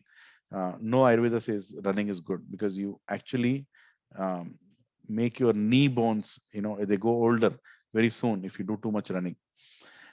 Fitness beyond body, your soul, your body, and others, everything has to be fit, right? So bodily advertisements, like everything, ideal lifestyle is balance, right? So need for body is exaggerated. All the advertisements are talking about body. How many advertisements are talking about soul? Have you seen one advertisement in the TV that talks about soul, fitness of the soul? No, you are the soul, not the body. So you have to think about consciousness, right? What kind of a fitness of my soul I have, right? So you have to maintain your body also at the right time. You have to maintain, otherwise you will have the best of the car, but if you get too tired, you will just go and hit something, right? Like one example, is technology. How many of you really feel that technology is helping you save time? Sometimes I'll tell you, sometimes it is, but sometimes it is not. Like all these things. If I move my house, it takes me 10 days to get connected to all the things I have, right? Connect my AC to Wi-Fi, connect my TV to Wi-Fi, connect my washing machine to Wi-Fi, connect my everything to Wi-Fi, right? It's so much more that I also land up doing because of too much technology, right? So like exercise was part of our life, right? In modern days, look at this woman. What is she doing? Anybody on the phone or on anybody in the call, can you tell what is this woman doing? Pulling water from well. Yes, pulling water from well. And what is this woman doing? Cooking food on, I think, stove or something. No, she's making buttermilk. Buttermilk. Right? She's making buttermilk. Right? Have you seen that anywhere these days? Very rare to see. But this is what I have seen in my villages they used to do. And what is this woman doing? Bringing water. Carrying water, right? And not just women, this also applies to men. Don't think it's only women. I got applicable pictures of related to women. Now the same thing, this was being done for free. They don't pay any money for doing this, right? But the same thing is being done in the exercises now. You can see here. Same way the woman is standing. She's doing stretch out exercise, rotating her waist, and she's lifting dumbbells. Same thing women in Vedic culture, men in Vedic culture would just do as part of their regular lifestyle. We don't have to go to a gym, right? If you just do your household activities, remove the maid in your house, sweep your floor, clean your floor, wash your clothes, wash your utensils. That is the greatest exercise you can ever have. But unfortunately, we are keeping more maids in the house and we ourselves are struggling to go to a gym. I'm just giving an example. So we have to see, problem is, if I ask you to go to a gym, right? If I ask most of you to go to a gym, what is the most excuse that you give? What is the excuse that you give? If I say go to a gym, what do you say? कल से जाऊंगा. No time. No time. No time. No time. Right? We all will say no time. Right? New Year resolution. Or consistent. New Year resolution. That's a good one. कल से जाऊंगा. Kal se jaunga. Isn't it? Yeah. So going to gym is very difficult because you have to make a separate time for that. And exercising is boring, guys. I never liked it. I never liked exercising. But if you just do your household course, that's equal to the same exercise, right? Instead of going in a car to buy something, just go walk, have a walk for 1 kilometer, go to a small store, get the things, hold in 2 equal bags. That's good enough, right? Or just do your household course, and that itself is an exercise. Your children don't have to have, they should learn how to cook. They should learn how to clean. They should learn how to do a lot of things, right? Like I have 2 sons. They told Nana, I want pocket money. I said, you have to earn your money. They say, how am I going to earn my money? I said, see, I'm paying 600 rupees for cleaning my car because in the morning I don't have time. So for cleaning my car, I pay 600 rupees. So I'll pay you the same 600 rupees. Go clean my car. And one of my sons told, I'll do it because I have 600 rupees for me, right? So you teach so many lessons in one go. Like he even cleans the car. He learns how to clean a car, and he also learns the value of money. 600 rupees, what it takes to earn, right? Every morning he has to go with a bucket of water and a cloth and go and clean the car, right? Next time when he's spending 100 rupees, he'll remember that, oh, it takes this much to earn that much, right? So many things you can do, and he's also fit because he's doing it now. But I'm just giving you like an example. By just doing the right things at our home, we don't have to put extraordinary effort for certain things, right? So this is about exercise. We talked about sleeping, we talked about eating, we talked about exercise, and finally we're talking about spiritual care, right? Spiritually healthy, spiritually weak. What does it mean by being spiritual? Now, a lot of people think spirituality and religion. Oh my God! Now let's not talk about religion. I'm so averse talking about religion. This whole mentality of not willing to. 1 second.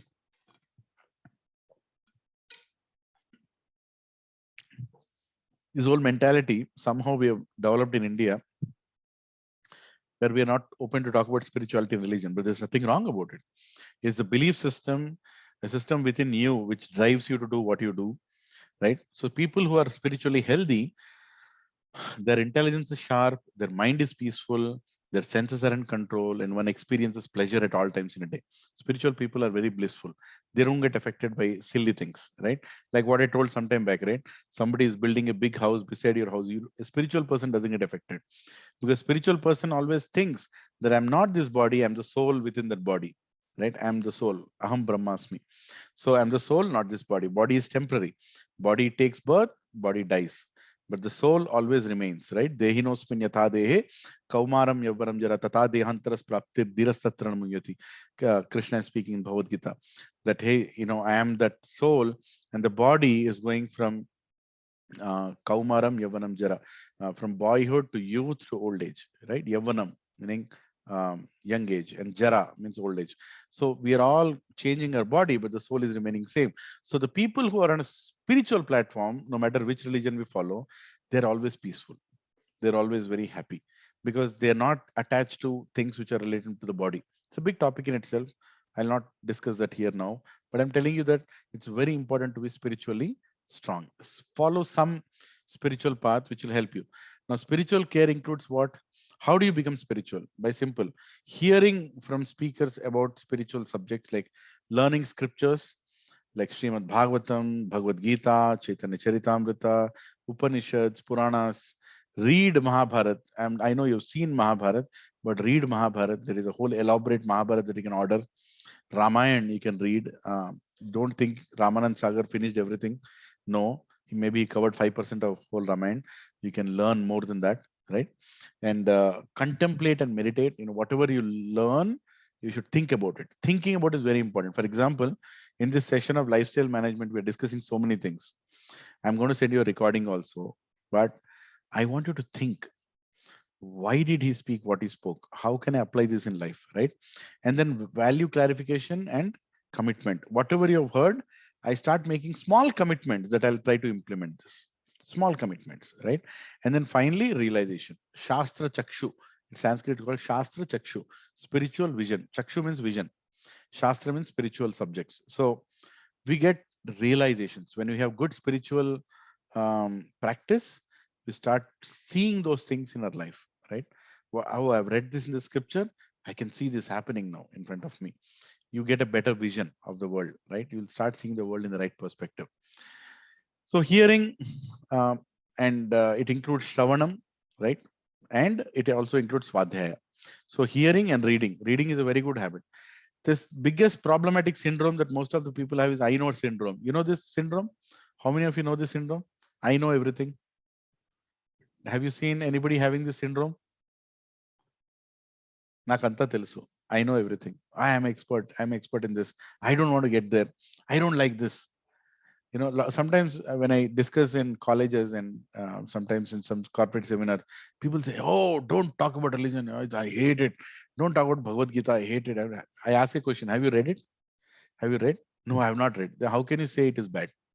Right? If you're not read it, how can you say it is bad? For any spiritual subject, scripture, without seeing if somebody comments on it, that is foolishness, isn't it? Or sheer ignorance, anything for that matter. So you have to learn it, or you have to understand it, then you can judge it. So even spirituality is like that. You have to put an effort, and then you don't find a result out of it, that's okay, you can leave it, but without trying it, you should not comment on it. So hearing and shravana, meaning hearing, and swadhyaya, meaning reading, is very important for hearing. Both of them come under hearing. And second is contemplation. Whatever you hear, mananam, it's called mananam. To question why, when, how, where, and what is that contemplation, right?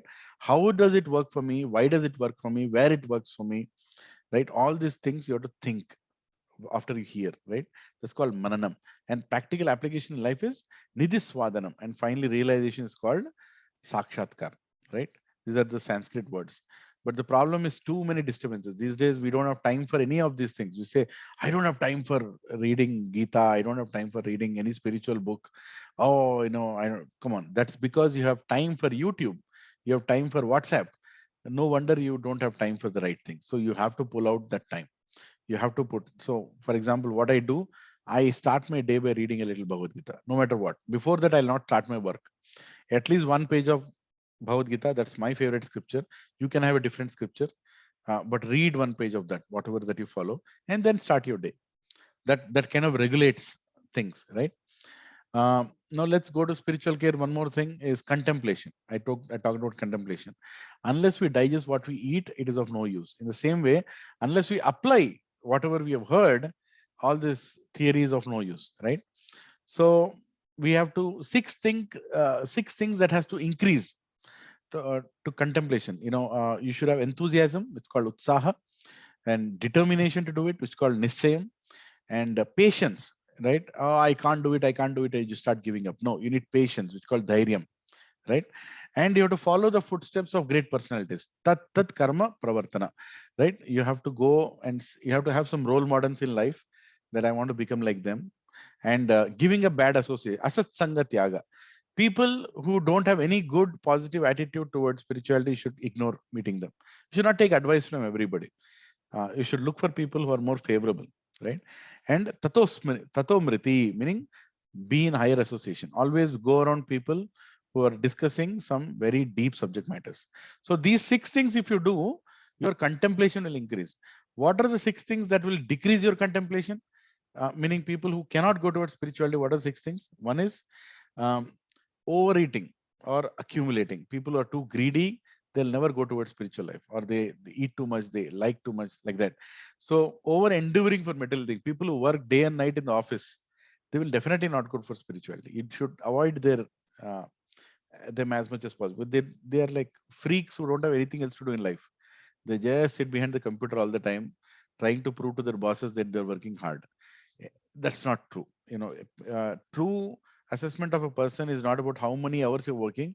True assessment is how much you're working and how smart you're working. Of course, we have to have the minimum hours in a day, but we should fully utilize them. When you're working, you're working. When you're not working, you're not working, right? People who do a lot of prajalpa, gossip on the floor, no business. I have no business about it, but I will speak discussing about it. I'll spread rumors in the office. So these are the people. When you spend time with these kind of people, your determination to do something higher spiritual goes down, right? So you should have that. Then niyama graha, people who follow some principles in life. I will not do this. I will not smoke, I will not drink, I will not. So whatever regulations that you have, those are the courageous people who have the audacity and dare to do it, right? They say that will not. So that such kind of people will help you increase your determination. And associating with worldly people, Janasangha, people who always discuss about deals in internet or some IPL game scores, I mean, they're going to do that even after 20 years. So you should try to spend with people who speak about inner matters, about your consciousness, about how you can become a better person, right? And greed, people are too greedy are very dangerous in life. You should be very careful about their association, right? So to increase contemplation, you have to have the 6 things happening and the 6 things not happening, right? Associating. So no time to contemplate means no application in life.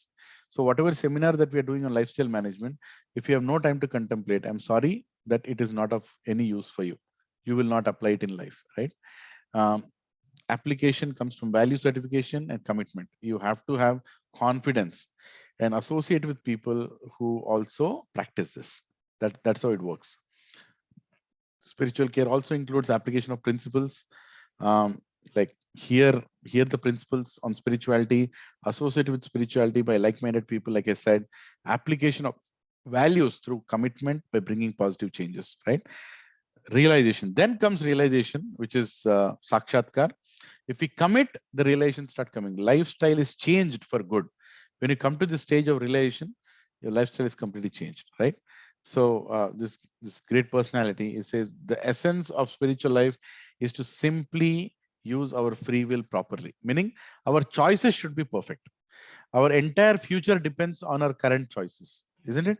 Our next 10 years will depend on how am I going to perform today or what choices I'll make today. So your choices should be perfect and they should not be led by greed. So all this great, some of the, like this is Alfred Ford. He's the grandson of Henry Ford, owner of Ford Motors. He practices spirituality, like he is a follower of Hare Krishna. The spiritual life in chanting Hare Krishna mantra has made me a tremendous effect in my life. And she's a model.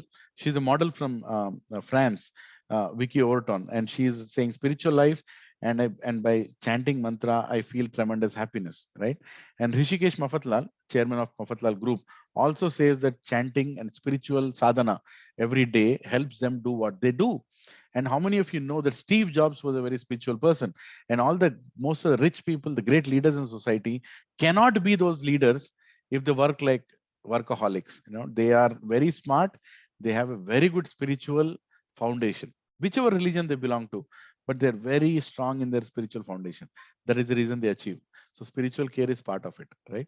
So we talked about physical care, and next is spiritual care. Now, next one is social and emotional care. This is very simple.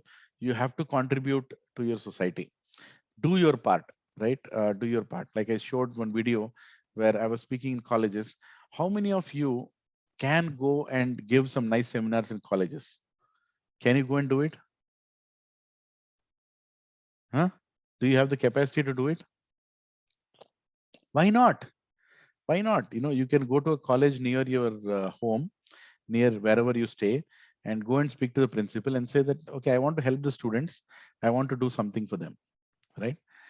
You can go to Anath Ashram and teach some students who are not having good teachers. You can go to an old age home and supply them medicines, right? You can do some social activities. Very important for our own enrichment, right? We should do that. Actually, I was planning to speak to the HR and Satya and Pawan that we should get into some of these activities, because actually the team spirit and the spirit of the company together increases when we do such kind of activities. Going out and doing something back to the society, right? So empathy, sympathy and empathy. Sympathy is feeling, but empathy is action, which we do along with that feeling, right? Associated, walk the talk. You do some service and it is very, very good. Service and synergy, always seek reassurance, right? So in a company, apply the same principle to a company: social and emotional. Spiritual, meaning vision of the company. Spiritual is nothing but you should have a vision. Physical means assets of the company. Mental and intellectual, meaning the working spirit of the company. And social and emotional, meaning vertical and horizontal interaction, right? You have the delivery team, you have the finance team, HR team, admin team, leadership team, support team. All these teams together, they all work together, have good relationships, right? And they have, when you go good relationships, their mental and intellectual thing is taken care, and then they utilize the assets of the company in the most efficient way, right? And then the spiritual care will also happen, right? So spiritual care will also happen, but spiritually you should have a vision, right? You should have some sort of a goal in life. Then only you can achieve things, right? So this is very, very important, right? So mental and intellectual care, it goes, needless to say, you have to you should write down what you are thinking. You should plan for what you are thinking. You should visualize your dreams. You should think, how am I going to achieve what I'm going to achieve? You should develop your skills for that. And you should have some occupational duty relevant for that. And you should do good reading. And finally, you should do mental, and that all includes your mental and intellectual care, right? You have to see what you are lacking in your profession. Do you have good presentation skills? Do you have good writing skills? What are the things? And you have to plan for it, and you have to improve that. So, as I said, all these things, when you bring them together, your lifestyle management works perfectly, right? So don't over endure, get smart, enjoy work in the mode of service, right? Help your colleagues, help your juniors. Even though he's in your project or not, you go and help him, and that will give you a lot of mental satisfaction, because that is where doing anything just for money, it doesn't give you satisfaction. You have to do something more than that, right? So this is the last slide, my dear friends. Just focus on this slide, is very, very important. We always have 4 quadrants in life. I'm sure you've seen this. So one is the important and unimportant, another is urgent and non-urgent, right? So where do we spend most of our time? So what is important and what is urgent? Most of the time, all crisis happens here, deadlines happen here, pressures, problems, heart attacks, everything happens between everything that is important and urgent, right? So if your life is in this quadrant, that everything is important and everything is urgent in your life, then you're going to have all these problems. And sometimes it's urgent, but it is not important, right? So like telephone calls, like interruptions, drop of unexpected visitors, somebody just came, popular activities, these all are not important, but they kind of become urgent, right? So this is also one of the quadrant. You should think, are you in this quadrant? And not urgent and not important, like really useless things. This includes WhatsApp browsing or trivial matters, unimportant mail, general browsing, time wasters, useless phone calls, or just randomly watching whatever YouTube shows. See, I'm not saying seeing YouTube is bad, but you shouldn't see what YouTube wants you to see. You should see why you went to the YouTube, right? You went to YouTube to search something, see that, and get out. But what happens? There is another pop-up that comes, you click that, another pop-up that you click that, and we'll end up seeing what YouTube wants us to see, right? So this is not urgent matter and not important. But the most important quadrant is this quadrant, quality quadrant. This is called quality quadrant, right? So action quadrant, deception quadrant, waste quadrant, and quality quadrant. What happens in this quadrant? It's very important, but not very urgent, which includes your planning, which includes your spiritual self-realization and development, includes your preventive and backup planning, includes your intellectual activities, relationship building on the floor, right? Recognizing new opportunities, spiritual questions, SQ.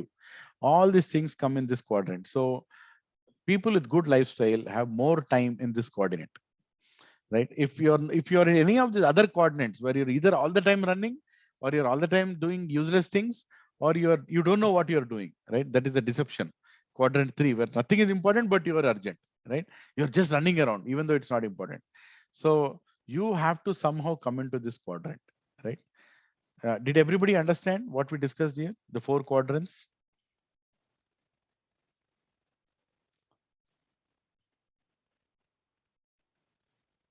Hello? Was I speaking on mute? Yes, understood. Yes, sir. I understand. Yeah, okay. Good. Thank you for being there. Yeah. So guys, you have to, your life should come to this quadrant. Until it comes to this quadrant, you are either working too much, or you don't know what you're doing, this deception, or whatever you're doing is waste. You have to get to this quadrant where you have more time for planning, and you have creative and intellectual abilities, your life is filled with good relationships, and you have some spiritual questioning and awakening, right? So then you are really leading a life. So summary, right? So all the 4 hours that we spent last week, 2 hours, and this week 2 hours, I think almost finished. Yes, 1 more minute left. Is summary. What is lifestyle management? What is wrong with my lifestyle? Need for management, recommendations for lifestyle. So this is what we discussed, right? So we discussed about 4 quadrants to fix it: physical care, spiritual care, social and emotional care, and mental and intellectual care. All these things are very important. You can't do one and escape or skip the another one, right? So that's very important. And then, of course, choosing the right quadrant, right? Which quadrant are you in is very important.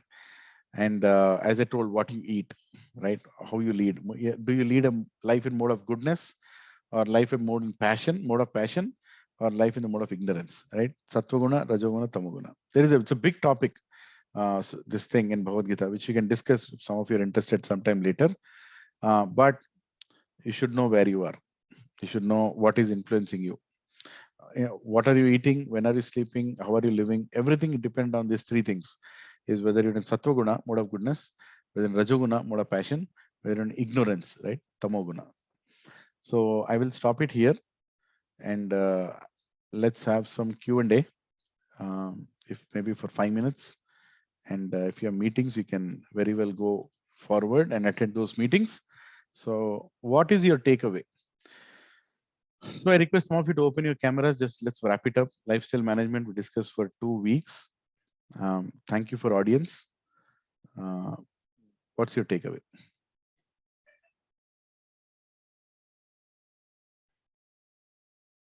Come on, start your cameras, guys. For some time, 10 minutes, 5 minutes. So if we feel that we have discussed with some people here. It helps us to, basically understand what we think is true with our lifestyle, and which we feel very hard to deny, basically, because whatever we feel right, we are doing it right. Yeah. But now we have to do some corrections at some point of time. So that's a good takeaway. So giving importance to things without egos and stuff. In a lot of in a lot of relations, or in a lot of things, we usually show egos. That you should talk to me, and later I'll see if I can talk to you. So these kind of things, they flash up in our back head when you're talking. So might be this session will help us to balance both a lifestyle and a personal relationships, basically. Thank you. And to add to Rakesh, what you told, if you hear the latest speech of Jack Ma, if you know Jack Ma, the founder of Alibaba, he told, I achieved a lot of things in life, but I really messed up from my family friend, right? And he openly told it in front of his big audience of employees.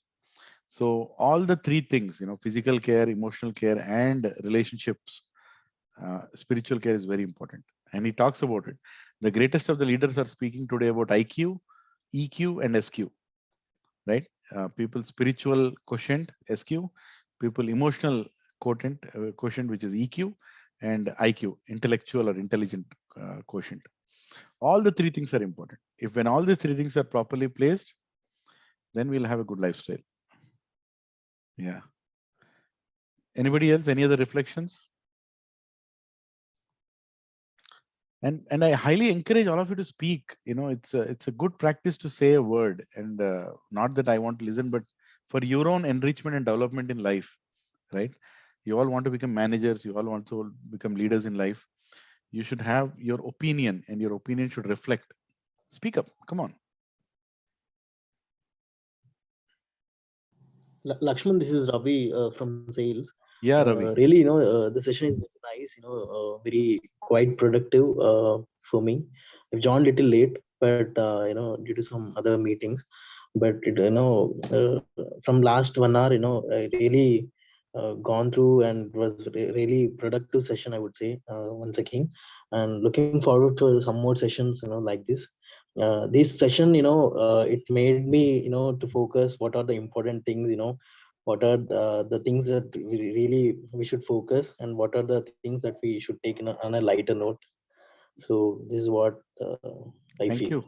So my job is, I'm feeling very happy by this feedback, because it gives me See, your participation is my only motivation to continue, right? Yeah. Right. I mean, what else would I feel? Right? Your participation and your reflection. I really appreciate that. And actually, these sessions are itself a big lifestyle change. If you attend every Friday, some topic that you're discussing away from your SAPs and oracles and you know what I'm saying, away from your debits and credits for the finance folks, right? So it gives you some newer meaning to life. So and most of the topics you're choosing are all these three areas: emotional care, and spiritual care, and intellectual care. We also did some presentation skills, meeting management skills, and remember those sessions. But we also have the sessions which are relevant to our lifestyle. There are more sessions like anger management, stress management, fear management, right? And many such sessions are also there ahead. And there are also some very core spiritual sessions, which some of you, if you want, we can have it separately. You know, like really getting into learning an entire scripture like Bhagavad Gita, right? That's a completely separate subject which you can take up separately. I So follow there is. YouTube. I listen there usually. What was that? I follow your YouTube channel on a regular basis. I follow, I listen all these videos there. Anyway, I'm also learning every day. So whatever little I learn, I try to share. But I'm saying that it's very important that we spend some time for this. A small note here. Basically, I'm not a good reader. Basically, whenever my grandfather used to have a lot of books. I mean, from I think from 1980s, he has a collection of a lot of books. Though he did not go to school and stuff, but is a very good reader, and he reads again and again. Like might be read some 100 times. I don't know. But the problem with me is when I open that book or in whatever language I know, one thing is I'll not able to understand. I was not understanding. One thing, second thing is it hypnotizes me. I don't know. Might be I'll get headache, or might be I'll not able to complete the entire page. I don't know the problem is with me or with my habit, because basically, I have the tendency of reading things fast, like robo, like this. So these are few things, but I tried it many times. But I know that whatever you're trying to explain is 100% true. Even I went to a lot of classes and stuff. But wherever I go, they said the same thing. But I tried to practice a lot of time, but I couldn't succeed in that. Reading. I wake up early in the morning at 5. And my entire family, including my kids, we wake up at 5.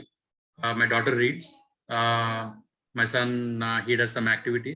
My wife does something, but I'll be sitting idle thinking about what is so what I have to do today. So, but I cannot open the book and read because it makes me more drowsy. So I don't know. I think I have to practice on that. Or well, if you allow me, I'll tell one suggestion is for such situation, when I was in that situation, I'll be very frank. When I finished my CA, I practically dug and buried all my books. I'll never touch these books again. That's how much I was irritated with education. But anyways, that was a material education. But see, what I did, what my spiritual counselor guided me is, when you're struggling to read, you should have a small reading group. Then the reading group helps you do what you cannot do alone, right? So what I did when I was in Boston, I was living in US for some time, and I created a small reading group of 3 people, just 3 people, me and my customer and one of my another colleagues in a different technology. So what we used to do is, every day after lunch, wherever we are having lunch, we just told to ourselves that 12:45 we'll meet in this meeting room. So we blocked that meeting room for the rest of the year, right? For that 15-20 minutes. And we used to read this one book, Bhagavad Gita in our case. Just take that book inside, read for that 15 minutes together, right? Just read that one page or one verse, just read it and ask each other, what did you learn? What did you understand? And everybody used to say something, 5 minutes I will speak, 5 minutes he'll speak, 5 minutes he'll speak. I'll say, okay, done. And then we would go on. And then we'd just go on. Just 15 minutes of reading and 15 minutes of discussing, half an hour time after lunch. And then our taste for reading increased, because now we are reading it chapter after chapter. Now we started understanding the sequence, so that half an hour became 1 hour, right? where we used to quickly finish our lunch and quickly come to that room. So we used to do half an hour of reading and half an hour of discussion, right? 10 minutes each. And then surprisingly, we all started reading in our own houses. And we said, we'll do the reading part in our home and then we'll do the discussion part in the office. Right? So it became 1 hour of reading and 1 hour of discussing. And it's just a habit that grows over a period of time. But we have to put some effort for it. Small group creation is the best idea, I say. That any book, that you choose, any spiritual book you want to start, take it and read one page. I'm not saying one more than a page, just one page a day. And when you're struggling to do it yourself, just create a small group. Yeah. You can try that. Even in your home, you can try that with your son and daughter. We'll read one page together in the morning. That's it. It'll take half an hour. You'll be surprised to hear some wonderful things that your daughter and son will say. They're also individuals. They'll have their own ideas. Yeah. Yeah. What we did is I did not give Bhagavad Gita to my daughter, but I gave her a book which was written by Pai and which was central bank chairman, I forgot his name. So it is all about economics. So Yeah. It's a small book which is useful for kids basically. And when I read it, it was pretty much difficult for me to understand the terminology in that. Just to make her understand, economics is not about money, but it's a lot more about things. Good. So that's a nice way of starting to read. Yeah. The whole thinking process happens when you read. When you see, you don't think that much, but when you read, you think a lot. Right. So she helped me in reading and asking doubts in that. So like that, I'll come to understand what is there in that book. Nice. Thank you. Thank you for sharing. Thank you, Rakesh. Anybody else, or we'll wrap up? Actually, we already crossed 10 minutes of our time. So any other reflections? What did you gain out of lifestyle management? Yeah, one thing, Lakshman, what I missed your earlier session. So in today's session, what I got to know is I would like to decrease my greed of acquiring unnecessary things. And another note is I'll increase my greed in sharing things. Yeah, that's a wonderful. Thank you.